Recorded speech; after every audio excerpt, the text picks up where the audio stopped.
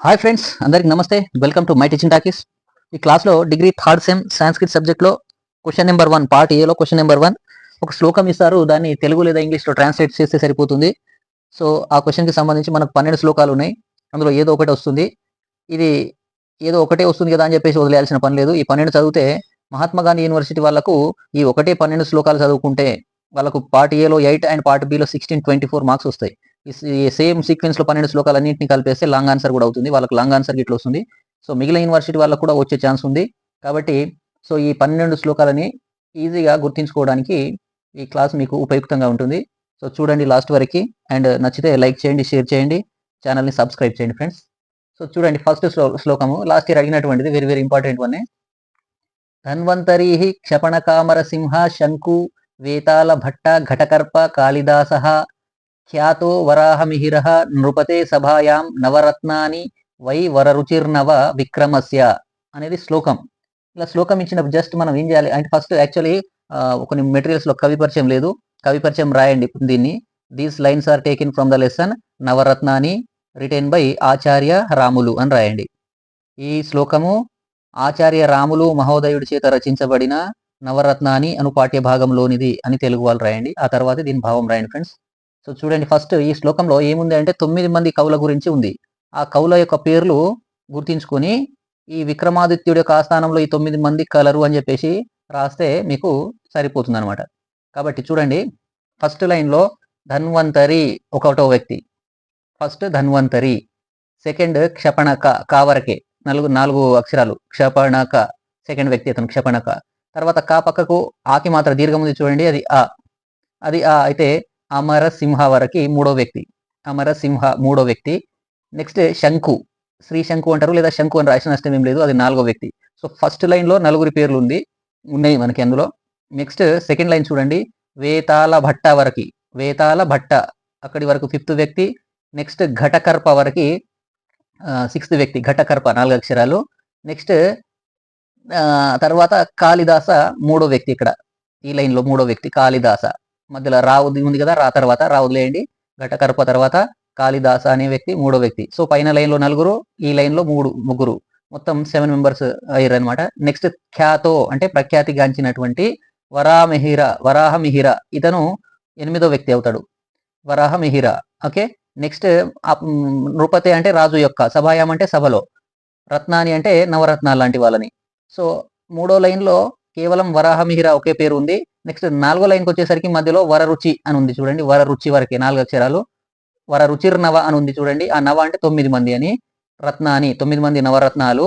విక్రమస్య విక్రమాదిత్యుడి యొక్క, విక్రమ అంటే కవి పేరు కాదు, రాజు, రాజు విక్రమాదిత్యుడి యొక్క ఆస్థానంలో నవరత్నాలు విచ్చేయుచున్నారని చెప్పేసి మీనింగ్ వస్తుంది అనమాట. కాబట్టి మీరు ఈ 9 మెంబర్స్ని ఫైండ్ అవుట్ చేయడం అనేది మనకి ఇక్కడ టాస్క్. ఓకేనా. ఫస్ట్ లైన్లో నలుగురు, సెకండ్ లైన్లో ముగ్గురు, థర్డ్ లైన్లో వరాహమిహిర, ఫోర్త్ లైన్లో వరరుచి. ఈ 9 మందిని 9 మంది 1, 2, 3 అని 9 పేర్లు రాసేయండి. మొదలగు కవి పండిత రత్నములు విక్రమాదిత్యుని ఆస్థానములోకి విచ్చేయుచున్నారు అని తెలుగు వాళ్ళు రాయండి. ఈ 9 మంది పేర్లు రాసి these 9 poets like 9 gems are entering to the court of Vikramaditya అని ఇంగ్లీష్ వాళ్ళు రాయండి ఫ్రెండ్స్. ఓకేనా.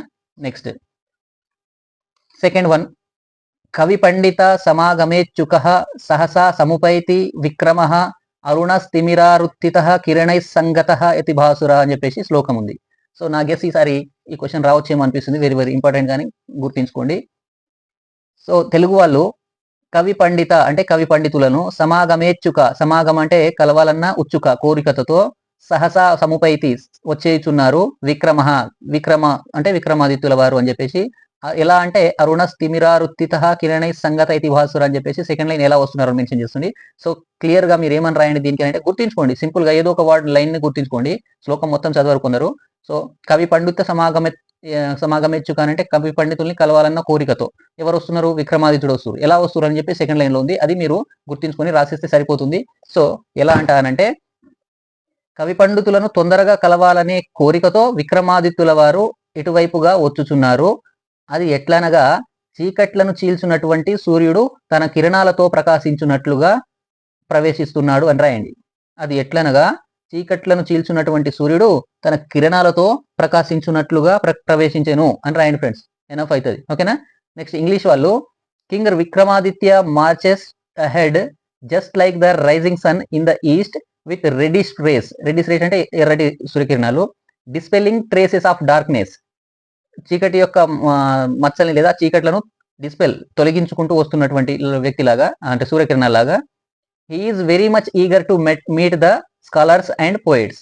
He is very much eager to meet the scholars and poets అని చెప్పేసి ఇంగ్లీష్ వాళ్ళు రాయొచ్చు. ఓకేనా friends. So king Vikramaditya marches ahead just like the rising sun in the east with reddish rays, dispelling traces of darkness, he is very much eager to meet the scholars and poets అని English వాళ్ళు రాయండి. Right. Next this one also previous year asked question. ఇది గతంలో అడిగినటువంటి question, 2 times అడిగినారు.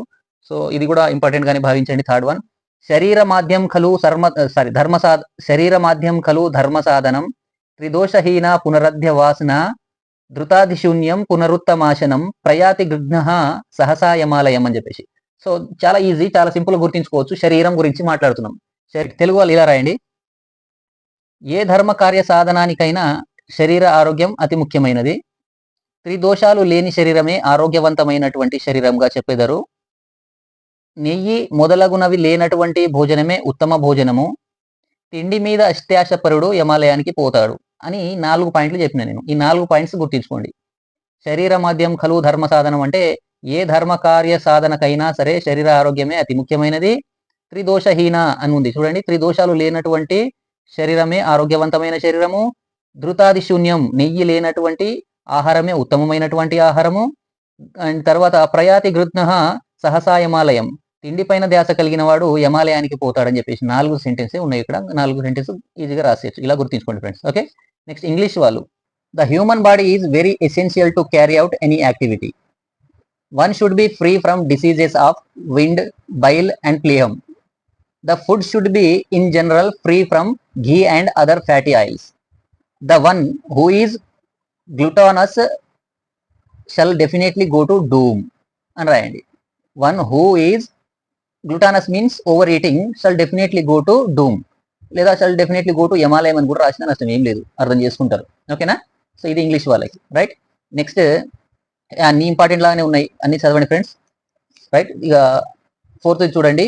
గంగాజలేషు విలుఠంతు పఠంతు వేదాన్ ధ్యాయంతు కించిదథ భాంతు తపః క్రియాభిః దేవాన్ నమంతు విరమంతు భవాత్ తథాపి త్వధ్యానశూన్య హృదయేషు విభోన ముక్తిః అని చెప్పేసి మనకి ఇక్కడ శ్లోకం ఇవ్వడం జరిగింది.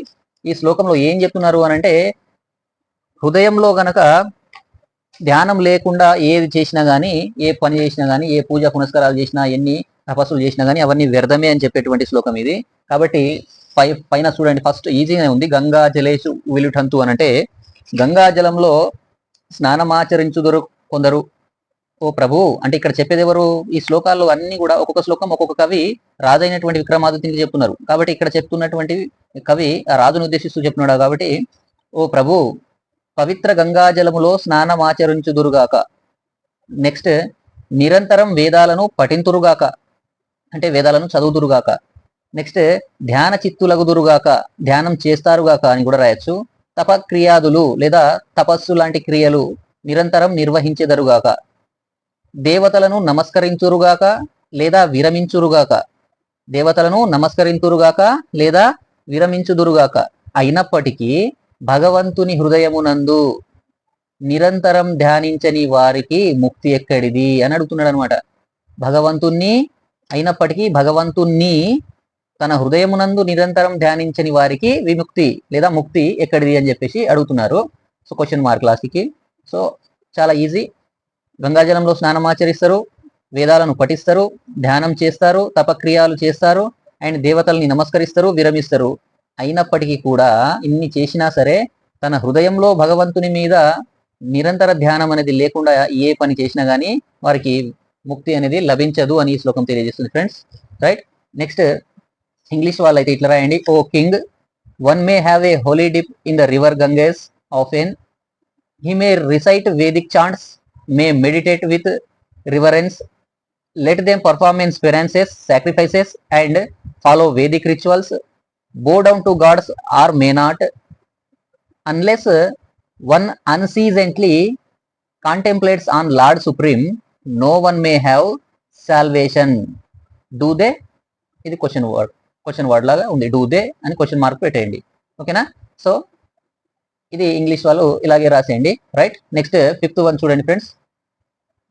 యస్య జ్ఞాన దయా సింధో రఘాదస్య నఘా గుణాః సేవ్యతామక్షయో ధీరా సశ్రియై చ అమృతయా చ అని చెప్పేసి శ్లోకం. రైట్. చాలా చిన్న శ్లోకమే. ఇక్కడ భగవంతుని గురించి మాట్లాడుతున్నారు. యస్య, ఎవరికైతే జ్ఞాన దయా సింధో రఘాదస్య గణగా గుణాః, ఎవరికి అయితే ఏమంటారు అనంతమైనటువంటి గుణాలు, అనంత సింధు అని అంటే సముద్రం, సముద్రం అంతటి గుణం కలిగిన వాడు, దయ కలిగిన వాడు, జ్ఞానం కలిగిన వాడు ఎవరు ఉంటారంటే భగవంతుడు అనమాట. కాబట్టి ఆ భగవంతుని గురించి మాట్లాడుతున్నారు ఇక్కడ. భగవంతుడు జ్ఞాన దయా సింధో అని ఉంది చూడండి. భగవంతుడు జ్ఞాన దయా సింధు అంటే సముద్రుడు. ఓకే. నెక్స్ట్ అగాధస్య నఘా గుణాహ, అగాధ అంటే అనంతమైనటువంటి అనమాట, అంతులేని అనంత గుణాహ, గుణ సంపన్నుడు భగవంతుడు. సో అటువంటి భగవంతుని సెకండ్ లైన్ లో ధీరాహ ఉంది. ఆ ధీరులు దేనికి ప్రార్థిస్తారట వాళ్ళు అని అంటే, సేవిస్తారు భగవంతుని అని అంటే సశ్రియై. శ్రీ అంటే ఇక్కడ శ్రీ అంటే లేడీస్ అని కాదు, డబ్బు, సిరి సంపద అనమాట. సో ధీరులు సంపదల కోసం. నెక్స్ట్ చ మరియు అమృతయ, చామృతయ సవర్ణ దీర్ఘ సంధి చూడండి. అమృతయ అంటే అమృతత్వం కోసం. సేవ్యతాం అక్షయోహ, అక్షయోహ, అక్షయ అంటే క్షయము కానిది అంటే మంగళమైనటువంటిది అనమాట. సో మంగళములు అంటే మంచి శుభముల కోసం అని చెప్పేసి భగవంతుని సేవిస్తారంట వాళ్ళు. కాబట్టి సింపుల్ గా ఏమని రాస్తారు, భగవంతుడు జ్ఞానదయా సముద్రుడు, అంతులేని అనంత గుణ సంపన్నుడు, ధీరులు సంపదల కోసం, అమృతత్వం కోసం మరియు మంగళకరమైనటువంటి వాటి కోసం ఆ భగవంతుణ్ణి సేవిస్తారు గాక అని చెప్పేసి రాయండి ఫ్రెండ్స్. రైట్. నెక్స్ట్ ఇంగ్లీష్ వాళ్ళు. Lord supreme is the very ocean knowledge and mercy. Lord supreme అంటే భగవంతుడు గొప్పవాడు. Is very ocean, is very ocean కి బదులు ఈజ్ లైక్ ఓషియన్ అని రాసిన నష్టం ఏం లేదు. So the lord supreme is like ocean of knowledge and mercy, ఇలా రాయండి. Okay. His traits are uncountable. His traits అతని గుణాలు లెక్కగట్టలేనివి. దోజ్ హూ ఆర్ వైజ్, ఎవరైతే తెలివిగల వాళ్ళో, ధీరులో, షెల్ సర్వ్ ఆర్డెంట్లీ, వాళ్ళు తప్పకుండా దేవుణ్ణి సేవిస్తారు. దేనికోసం అంట అనంటే for riches, best bondings and eternity. For riches, best bondings and eternity. Riches అంటే సంపదలు, బెస్ట్ బాండింగ్స్ అంటే మంగళకరమైన లేదా మంచి కోసమని, అండ్ ఎటర్నిటీ అంటే అమృతత్వం కోసం వాళ్ళు సర్వ్ చేస్తారు ఆర్డెంట్లీ టు ద లార్డ్ అని చెప్పేసి గుర్తించుకోండి friends. Right. Next 6th one. దేవానం మిదం మామనంతి మునయః క్రాంతం క్రతుం చాక్షుషం రుద్రేణ దుమాకృత వ్యతికరే స్వాంకే విభక్తం ద్విధా త్రైగుణ్యోద్భవమత్ర లోకచరితం నానారసం దృశ్యతే నాట్యం భిన్న రుచిర్జనస్య బహుద్యో అప్యేకం సమారాధనం అని చెప్పేసి శ్లోకం ఇచ్చిండు. సో ఈ శ్లోకం ఏం చెప్తుండు మనకి అని అంటే, 4 లైన్లలో 4 విషయాలు ఉన్నాయి. 4 లైన్లు ఉన్నాయి. 4 లైన్లలో 4 విషయాలు. ఏంది? దేవానామిదం ఆమనంతి మునయః క్రాంతం క్రతుం చక్షుషాం అనంటే, మునయః మునులు ఎవరైతే ఉన్నారో మహర్షులు, వాళ్ళు యాగాలు ఉంటాయి కదా, క్రాంతం క్రతుం, క్రతువులు అంటే యజ్ఞయాగాలు. ఆ యజ్ఞయాగాలను చాక్షుషం కళ్ళకు కనబడేవిగా భావిస్తారంట వాళ్ళు. మునులు లేదా మహర్షులు యాగాలను కళ్ళకు కనబడేవిగాను, అండ్ దేవానామిదం ఆమనంతి అనంటే వేదాల స్వరూపంగాను భావిస్తారు. సింపుల్ గా తెలుగులో మనకు అర్థమైన భాష, గ్రాంధిక భాష కాదు, నేను చెప్తున్నట్టు రాయండి. మునులు లేదా మహర్షులు యాగములను కళ్ళకు కనబడేవిగా భావిస్తారు, వేదాల స్వరూపంగా భావిస్తారు. సెకండ్ లైన్ లో రుద్రేణ అంటే, రుద్ర అంటే ఎవరు? పరమేశ్వరుడు. కాబట్టి ఉమాకృతే, రుద్రేణ దుమాకృతే అని ఉంది చూడండి. ఉమా అంటే పార్వతి కోసం. So okay. సో మనకేముంది, పరమేశ్వరుడు తన శరీరంలో సగభాగం పార్వతికి ఇచ్చి రెండుగా, ద్విధా విభక్త, రెండుగా విడిపోయాడు, మనకు తెలిసింది. ఓకే. నెక్స్ట్ 3వ శ్లోకంలో త్రైగుణ్య, 3 గుణాలు, 3 గుణాల గురించి మాట్లాడుతున్నారు ఇక్కడ. సో సత్వ తమో రజో గుణాల చేత ఉన్నటువంటి జగత్ ఏదైతే ఉందో, అంటే సత్వ తమో రజో గుణ ప్రభావితమైన జగత్తు అనేక విధాలుగా కనబడుతున్నది. ఎందుకంటే ఒక్కొక్క గుణం కలిగి ఉన్న వాళ్ళు ఏ గుణం కలిగి ఉంటే అట్నే చూస్తారు లోకాన్ని. కాబట్టి సత్వ తమో రజో గుణ ప్రభావితులైనటువంటి జగత్తు అనేక విధాలుగా కనబడుతున్నది అని రాస్తారు 3వ లైన్.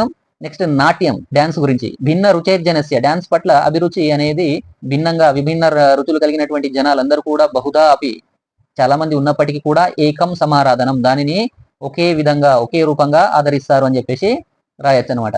కాబట్టి భిన్న మనస్తత్వం కలిగినటువంటి జనులు నాట్యము బహువిధాలుగా ఉన్నప్పటికీ దానిని ఏకరూపంగా భావిస్తారు అని తెలుగు వాళ్ళు రాయండి. రైట్, ఇంగ్లీష్ వాళ్ళు ఎట్లా రాస్తారంటే చూడండి, ఇంగ్లీష్ వాళ్ళు hour ancient sages believes that the yagas or sacrifices are like visible and resemble to Vedas. Our ancient sages believes that the sacrifices are resemble to Vedas and are like visible. Okay, next second line లో ఉన్నటువంటి దానికి meaning, lord Shiva gave away half of his frame to his spouse Uma. Lord Shiva gave away half of his frame to his spouse Uma, second line కది. Next third line కి as a result of triguna, as a result of triguna bracket లో sattva raja and tamas అని చెప్పేసి రాయండి. As a result of triguna sattva raja and తమహ the entire mortal and celestial creation appears as different. The entire mortal and celestial creation appears to be different అని రాయండి. Okay, next fourth line కి meaning ఏమొస్తుంది అని అంటే, the people even though multifaceted on lookers are equally pleased and enjoy the spirit of dance అని చెప్పేసి ఉంటుంది అనమాట. ఓకేనా, డాన్స్ అనేది డిఫరెంట్ మనస్తత్వం కలిగిన వాళ్ళందరూ కూడా దాన్ని ఏకరూపంగానే భావిస్తున్నారని చెప్పేసి ఉందన్నమాట. ఓకేనా ఫ్రెండ్స్, నెక్స్ట్ శ్లోకం చూడండి. నెక్స్ట్ ఇదేంటి అంటే, వేదాహి యజ్ఞార్థం అభిప్రవృత్తాః కాలానుపూర్వ విహితాశ్చ యజ్ఞాః తస్మాదిదం కాల విధాన శాస్త్రం యో జ్యోతిషం వేద సవేద విద్యాం అని చెప్పేసి శ్లోకం ఇచ్చిండు. So very very important one. నా గెస్ ఇది రావచ్చేమనిపిస్తుంది, బాగా చూసుకోండి ఇది. సో మనకి ఏముంది ఇక్కడ అనంటే జ్యోతిష్ శాస్త్రం గురించి చెప్తున్నారు ఇందులో. సో ఫస్ట్ చూడండి, వేద హి యజ్ఞార్థ అభికృప్త అని చెప్పేసి ఉంది. కాబట్టి యజ్ఞముల నిర్వహణ కోసమే వేదాలు ఉన్నాయి. వేదాలు ఎందుకు ఉన్నాయి? వేదాహ ఉంది ఫస్ట్ వర్డ్. కాబట్టి వేదాలంటే అవేంది? యజ్ఞార్థం, యజ్ఞాలను నిర్వహించడం కోసం ఉన్నాయని చెప్పేసి అంటున్నాం. నెక్స్ట్ యజ్ఞయాగాలు వ్రతాలు పూజలు ఏవైతే ఉన్నాయో అవి కాలానుపూర్వ, కాలానుగుణంగానే నిర్ణయించబడతాయి. ఓకేనా, కాబట్టి యజ్ఞయాగాలు వ్రతాలు పూజలు కాలానుగుణంగా నిర్ణయించబడతాయి అని చెప్పేసి సెకండ్ సెంటెన్స్ వస్తుంది ఫస్ట్ లైన్ లో. తస్మాదిదం అందువలన కాల విధాన శాస్త్రం, కాల విధాన శాస్త్రం అంటే కాలానుగుణంగా యజ్ఞ వ్రతాలను నిర్ణయించేదే కాల విధాన శాస్త్రం అని అంటాం. కాబట్టి దానినే జ్యోతిష్ శాస్త్రంగా తెలుసుకో అని చెప్పేసి ఇక్కడ జ్యోతిష పండితుడు తన గురించి అంటే జ్యోతిష్ శాస్త్ర పండితుడి గురించి చెప్పడం జరుగుతుంది అనమాట. ఇటువంటి జ్యోతిష శాస్త్ర విద్య తెలిసిన వాడే పండితుడు అవుతాడని చెప్పేసి ఈ శ్లోకం తెలియజేస్తుంది అనమాట. ఓకేనా, యజ్ఞాల నిర్వహణ కోసం వేదాలు ఉన్నాయి. యజ్ఞయాగాలు వ్రతాలు పూజలు కాలగుణంగా అంటే కాలక్రమంగానే నిర్వహించబడతాయి. అలా కాలానుగుణంగా యజ్ఞయాగాలను నిర్ణయించేదే కాల విధాన శాస్త్రం, దానినే జ్యోతిష్ శాస్త్రంగా తెలుసుకో. అటువంటి జ్యోతిష్ శాస్త్ర విద్య తెలిసిన వాడే పండితుడు అని దీనికి భావం వస్తుంది. రైట్, నెక్స్ట్ ఇంగ్లీష్ వాళ్ళు Vedas are meant for performing penances, oaths and austerities. The sacrifices and other austerities are specified according to time and circumstances. So the shastra which is specified according to time is called astrology. Okay, so he is the scholar who knows the science of astrology. He is the scholar who knows the science of astrology.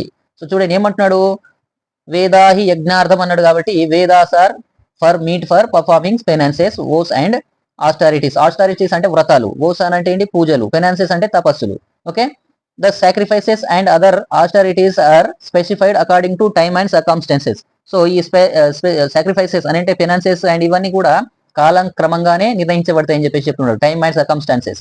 So the shastra which is specified according to time is called astrology. కాబట్టి ఆ శాస్త్రం ఏదైతే time గురించి తెలియజేస్తుందో దాన్ని astrology అని అంటాం. అది తెలిసిన వాడే పండితుడు అవుతాడని చెప్పేసి చెప్తున్నారు అనమాట. రైట్, నెక్స్ట్ 9th వన్ చూడండి, ఇది కూడా ఇంపార్టెంట్ వన్. శ్రీ కళ్యాణ గుణావహం రిపుహరం దుస్వప్న దోషాపహం గంగా స్నాన విశేష పుణ్య ఫలదం గోదాన తుల్యం నృడాం ఆయుర్వృద్ధి ముత్తమం. నెక్స్ట్ శుభకరం సంతాన సంప్రదం నానా కర్మాసు సాధనం సముచితం పంచాంగ మాకర్ణ్యతం అని చెప్పేసి ఉంది. పంచాంగ మాకర్ణ్యతం. చూడండి ఇక్కడ పంచాంగం గురించి మాట్లాడుతున్నారు. శ్రీ కళ్యాణ గుణావహం అంటే కళ్యాణ గుణాలు అంటే ఏంటి? మంచి గుణాలు అనమాట. కాబట్టి కళ్యాణ గుణాలు అంటే మంచి గుణాలు, సద్గుణాలు అంటాం. అది కలిగిస్తుందట. సమస్త సద్గుణాలను కలిగించేది రిపు అంటే శత్రువులు, హరం అంటే శత్రువుల్ని పోగొట్టేది. నెక్స్ట్ దుస్వప్న అంటే చెడు స్వప్నాలు, చెడు కళలు, దుస్వప్నాలను పోగొట్టేటువంటిది. నెక్స్ట్ గంగా స్నాన విశేష పుణ్యఫలదం, గంగా జలంలో స్నానం చేస్తే కలిగే పుణ్యఫలాన్ని ఇచ్చేటువంటిది. అండ్ గోదాన తుల్యం, గోదానం చేస్తే ఎంతటి పుణ్యం వస్తుందో దానికి సమానమైనటువంటిది. మరియు ఆయుర్వృద్ధి, ఆయుస్సుని పెంచేటువంటిది. అండ్ శుభకరం, శుభకరమైనటువంటిది. సంతాన సంప్రత్ప్రదం, సుసంతానాన్ని కలిగించేటువంటిది. మరియు నానా కర్మసు, అన్ని కర్మల్ని ఆచరించేటువంటి దానికి సాధనం, సాధనమైనటువంటిది పంచాంగం అనమాట, పంచాంగ శ్రవణం. కాబట్టి ఆ పంచాంగ శ్రవణాన్ని లేదా పంచాంగం వినడాన్ని, శ్రవణం అంటే వినడం, దాన్ని శ్రద్ధతో ఆకర్ణింపుము, ఆకర్ణింపు అంటే ఏంది, శ్రద్ధతో వినండి అని చెప్పేసి అంటున్నారు అనమాట. ఓకేనా, రైట్. ఇంగ్లీష్ వాళ్ళు చూడండి, listening to recitation of panchanga helps develop good qualities, removes enemies and evil dreams, give punyas, taking bath in holy river Ganges. It is as equal punya as donation of cow and also increasing health and longevity అని చెప్పేసి అన్నాడు అనమాట. So English వాళ్ళు కూడా చాలా ఈజీగానే మనకు అర్థమయ్యేటువంటి భాషలోనే ఉంది, సింపుల్ లాంగ్వేజ్ లోనే, కాబట్టి యూ కెన్ రీడ్ వచ్చేస్తుంది మీకు. నెక్స్ట్ది యద్యాపి బహునాదిశే తథాపి పటః పుత్ర వ్యాకరణం స్వజనః స్వజనో మా భూత్ సకలం శకలం సకృత్ శకృత్ అని చెప్పేసి అన్నాడు. సో ఇందులో ఏముంది అని అంటే గ్రామర్ గురించి కంపల్సరీగా నువ్వు ఇట్లా తెలుసుకోవాలి, ప్రొనౌన్సియేషన్ లో తప్పులు ఉంటాయి అని చెప్పేసి. ఓ కుమారా, నువ్వు అనేక శాస్త్రాలు, బహుదాపి అంటే మీ అనేక శాస్త్రాలు చదువు చదవకపో పర్వాలేదు, కానీ వ్యాకరణ శాస్త్రం, పుత్ర వ్యాకరణం, నువ్వు ఓ పుత్ర నువ్వు వ్యాకరణం మాత్రం తప్పకుండా చదవాలి. ఎందుకంటే వ్యాకరణం తెలియకపోతే, గ్రామర్ కనుక తెలియకపోతే స్వజనకి స్వజనకి తేడా లేకుండా పోతుంది, స్వజన స్వజన, అండ్ సకలంకి శకలంకి తేడా లేకుండా పోతుంది, సకృత్కి శకృత్కి తేడా లేకుండా పోతుంది. కాబట్టి వాటి మీనింగే వేరువేరుగా ఉంటాయి. స్వజనులు అంటే తమవారు అని, స్వజనులు అంటే కుక్కల గుంపు అని, అలాగే సకలం అంటే మొత్తం అని, సమస్తం, అండ్ శకలం అంటే ఒక పీస్ ముక్క అని, అండ్ సకృత్ అంటే ఒకసారి కానీ, శకృత్ అంటే ఒక మాంస విశేషం అని చెప్పేసి ఉచ్చారణతో వాటిలో లోపం కనుక ఏర్పడితే అర్థాలు వేరువేరుగా మారి అనర్థాలు కలుగుతాయి. కాబట్టి వ్యాకరణం తప్పకుండా చదువు కుమారా అని చెప్పేసి చెప్పడం జరుగుతుంది అనమాట ఇక్కడ. ఓకేనా, రైట్. ఇంగ్లీష్ వాళ్ళు చూడండి, my dear son, whether you study all works of literature or not, you must learn grammar. My dear son, whether you study all works of literature or not, you must learn grammar, otherwise you tumble down in taking and conveying correct meaning and sense for the syllables. He cited the words shakrut and sakrut, swajana and swajanah. He explained how the spelling and intonation modulation lost sense when wrongly dealt అని చెప్పేసి. So చూడండి, ఇక్కడ పలుకుట్లోనే తప్పుగా పలుకుతే వాటి మీనింగే మారిపోతుంది, కాబట్టి వాటి వల్ల నష్టం కలుగుతుంది అని చెప్పేసి, అనర్థాలు కలుగుతాయి అని చెప్పి, చక్కగా పలకాలి అంటే గ్రామర్ కంపల్సరీగా నేర్చుకోవాలి అని చెప్పేసి తెలియజేస్తుంది అనమాట ఈ శ్లోకం. రైట్. నెక్స్ట్, నైవ వ్యాకరణజ్ఞమేతి పితరం న భ్రాతరం తార్కికం దూరాత్ సంకుచితేన గచ్చతి పునశ్చండాలమవగచ్ఛాందసాత్ మీమాంసా నిపుణం నపుంసకమితి జ్ఞాత్వా నిరస్తదార కావ్యాలంకార జ్ఞమేవ కవితా కన్యా వృణితే స్వయం. కవితా కన్య అంటే కవిత అనే కన్యని, కవిత అంటే ఇక్కడ పోయిటరీ, ఈ పోయిటరీని నువ్వు ఎటువంటి వారిని పెళ్లి చేసుకుంటావు అని గనక అడిగితే అప్పుడు ఆ కవిత కన్య చెప్తుందట ఏమని అంటే, నైవ వ్యాకరణజ్ఞమేతి పితరం న భ్రాతరం తార్కికం. వ్యాకరణజ్ఞమేవ అంటే వ్యాకరణం తెలిసిన వాడిని నేను పెళ్లి చేసుకోను, ఎందుకు అంటే అతను నాకు తండ్రితో సమానం, తప్పులు ఎంచుతాడు కాబట్టి. నెక్స్ట్, తార్కికం న భ్రాతరం. తార్కికం అంటే ఏంటి, తర్కశాస్త్రం, లాజిక్, అంటే అతను నాకు సోదరుడు, భ్రాతరం అన్నతో సమానం, ఎందుకంటే అతను ప్రమాణబద్ధుడై ఉంటాడు అనమాట, ఏది చెప్తే అదే ఫిక్స్ కావాలి అని అంటాడు, కాబట్టి ప్రమాణబద్ధంగా ఉంటాడు, అందుకే అతను నేను చేసుకోలేను, అతను నాకు అన్నతో సమానం అవుతాడు. నెక్స్ట్, దూరాత్ సంకుచేతేవ గచ్చతి పునశ్చండాల. అతనంటే పండితుడు ఎప్పుడు యాగాలతోనే దూరంగా ఉంటాడు మనకు, కాబట్టి అతను నాకు చండాలుడితో సమానం. పండితుడు యజ్ఞయాగాలతోనే దూరంగా ఉంటాడు కాబట్టి అతను నేను చేసుకోలేను, అతను నాకు చండాలుడితో సమానం అని చెప్పేసి అంటుంది. థర్డ్ లైన్ లో మీమాంస నిపుణం. మీమాంసం అని అంటే డౌట్ఫుల్. సో డౌట్ఫుల్ అంటే మీమాంసకుడు, అన్ని అనుమానాలే ఉంటాయి అతను, కాబట్టి అతన్ని నేను నపుంసకునిగా భావిస్తాను. మరి ఎవరిని పెళ్లి చేసుకుంటానంటే కావ్యాలంకారజ్ఞమేవ. కావ్యాలంకారం తెలిసిన వాడినే, కావ్యాలంకారాలు బాగా తెలిసిన వాడిని నేను పెళ్లి చేసుకుంటా అని కవిత కన్య చమత్కారంగా చెప్పిందట అని రాస్తారు. ఓకేనా. నెక్స్ట్ ఇంగ్లీష్ వాళ్ళు, I never accept a grammarian as husband because I treat him as father who always suggests corrections. ఎందుకంటే అతడు నా కరెక్షన్స్ అని చెప్తుంటాడు కాబట్టి తండ్రితో సమానం అవుతాడు, అతని నేను ఫాదర్ గానే భావిస్తానని చెప్తుంది.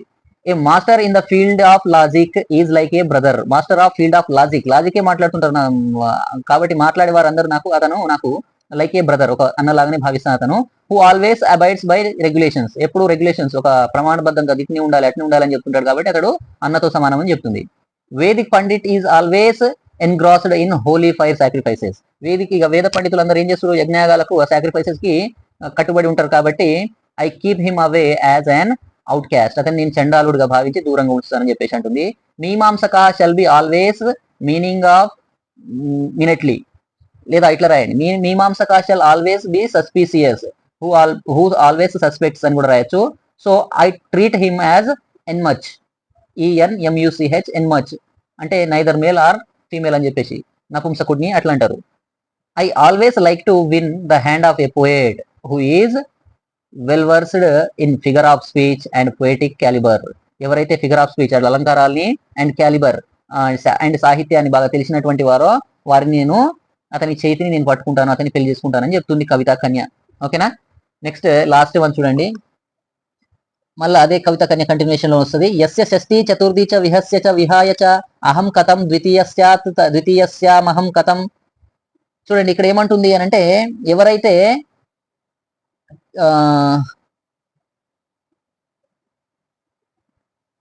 విహస్య విహాయ శబ్దాలను ఎవరైతే షష్ఠి విభక్తిగా చతుర్థి విభక్తిగా భావించి అలాగే అహం కథం అనే పదాలను ద్వితీయ విభక్తిగా భావించి చెబుతాడో అటువంటి వ్యాకరణ జ్ఞాన శూన్యుణ్ణి నేను ఎలా భార్య కావాలని కోరుకుంటాను, కనుక వ్యాకరణం తెలియని వారిని నేను ఇష్టపడను అని చెప్తుంది. ఎందుకనంటే ఇక్కడ విహస్య అంటే రామస్య లాగా షష్ఠి అనుకుంటాడు, విహాయ అంటే రామాయ లాగా చతుర్థి అనుకుంటాడు. కాబట్టి ఈ పదాలకు మీనింగ్ తెలియకుండా అంటే వ్యాకరణం తెలియకుండా ఆ పదాల శబ్దాలను షష్ఠి విభక్తిగా చతుర్థి విభక్తిగా భావించి అహం కథం కూడా ద్వితీయ విభక్తులుగా చెప్తాడో అతడు వ్యాకరణ జ్ఞాన శూన్యుడే, అతన్ని నేను పెళ్లి చేసుకోలేను అని చెప్తుంది. రైట్. నెక్స్ట్ ఇంగ్లీష్ వాళ్ళు చూడండి, it so happened during a conversation prior to fixing A match the bride was taken అబ్యాక్ when the groom replied her questions due to lack of knowledge in grammar. ఒకవేళ ఆమె ఇట్లా వాళ్ళిద్దరి మధ్యన అమ్మాయికి అబ్బాయికి మధ్యన కన్వర్జేషన్ జరుగుతున్నప్పుడు ఆ అబ్బాయి మాట్లాడిన మాటలు విన్న తర్వాత ఆమె బ్యాకప్ అయిందంట, వెనుకకు వెళ్ళిపోయింది. ఎందుకు అని అంటే the groom replied her questions due to lack of knowledge in grammar. ఆ పెళ్లి కుమారుడు ఈమె అడిగినటువంటి క్వశ్చన్స్ కి జ్ఞానం లేకుండానే తప్పుడు సమాధానాలు చెప్పాడు కాబట్టి తగ్గింది అంటే చేసుకోనని దూరం చేసిందని చెప్తున్నారు అనమాట. హీ టుక్ ద వర్డ్ విహస్య యాజ్ ఈక్వల్ టు రామస్య ద సిక్స్త్ డిక్లెన్షన్ అండ్ విహాయ యాజ్ ద ఫోర్త్ అండ్ కథం as second. The bride commented, I don't want to marry him who is quite ignorant of grammar and hence no proper skill in communication and conversation అని చెప్తుంది. కాబట్టి నేను అలాంటి వాడిని చేసుకోలేను, ఎందుకు అని అంటే అతనికి గ్రామర్ లో పాండిత్యం లేదు కాబట్టి అతనితో స్కిల్ అంటే కమ్యూనికేషన్ స్కిల్స్ కానీ కన్వర్జేషన్స్ కానీ ఉండవు అని చెప్పేసి తిరస్కరించింది అన్నమాట. ఓకేనా ఫ్రెండ్స్. సో ఈ విధంగా ఈ 12 శ్లోకాలను గుర్తించుకోండి, సీక్వెన్స్ లో కలపండి, లాంగ్ ఆన్సర్ వచ్చేస్తుంది. అండ్ పార్ట్ ఏలో ఒక క్వశ్చన్ అయితే తప్పకుండా వస్తుంది. ఓకేనా. సో ఇంపార్టెంట్ అని అంటే ఇక్కడ కొన్నిటిని గుర్తించుకోవచ్చు మనం. ఈ ధన్వంతరి అనేది ఇంతకు ముందు వచ్చింది, శరీర మాధ్యం కలు కూడా ఇంతకు ముందు వచ్చింది. ఈ సెకండ్ శ్లోకం కవి పండిత సమాగమెచ్చుక నేను గెస్ట్ చేస్తున్నా, అండ్ గంగా జలేసు కూడా నేను ఈసారి గెస్ట్ చేస్తున్నటువంటిది. నెక్స్ట్ వేదాహి యజ్ఞార్థం అధికం ఉంది కదా, అది కూడా. అండ్ దాని తర్వాత శ్రీ కళ్యాణ రిపుహరం, ఇది కూడా శ్రీ కళ్యాణ గుణం. ఇవి మోస్ట్ ఇంపార్టెంట్ గా చూసుకోండి, మిగిలినవి కూడా చదవండి ఫ్రెండ్స్, అన్ని కూడా ఇట్లా చూసుకోండి. రైట్. సో ఈ వీడియో కనుక నచ్చినట్లయితే లైక్ చేయండి, షేర్ చేయండి, ముందుగా ఛానల్ని సబ్స్క్రైబ్ చేయండి. ఓకేనా. Thank you very much.